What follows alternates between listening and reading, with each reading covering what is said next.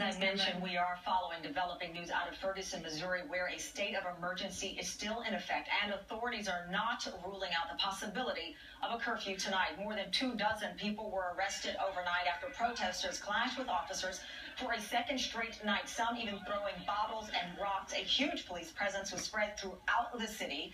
Also, a group of men armed with assault rifles from the controversial group, the Oath Keepers, arrived in an area near protesters. St. Louis Police Chief John Belmar described their presence as, quote, both unnecessary and inflammatory.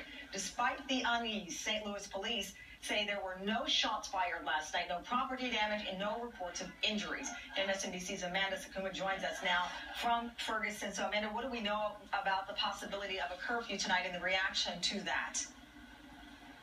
Good morning, Cameron. You know, though authorities have not ruled out the possibility of a curfew, we still do not know if one will be put in place later on this evening. Now, though there were a dozen arrests that happened over the course of the night, many of the protests that happened on West Florissant were much like what we've seen before, largely peaceful with some pockets of unruly behavior in the middle, and those were where the arrests came from. But what really stood out, as you mentioned, was the presence of the Oath Keepers, the so-called patriot group that comes in.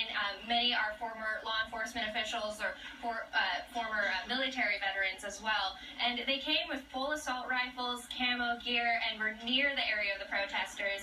Now, police said that they do not believe they were confronted by any other officers or told to leave. But what the question is now is whether or not they were able to carry these assault weapons the way that they did last night. Missouri does have an open carry law, but it does designate that it cannot be used in a threatening way, and so police will be looking into that later this evening too. And just quickly, I want to play some sound from one of these Oath Keepers. I should note that the Southern Poverty Law Center described the Oath Keepers as a, quote, fiercely anti-government militaristic group. Let me play why they say they're there.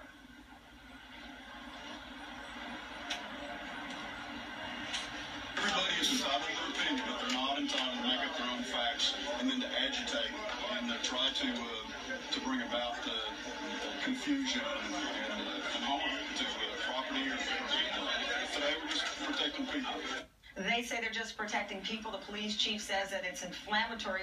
What more do we know, Amanda, that they're going to do about the potential for this turning into a really bad situation?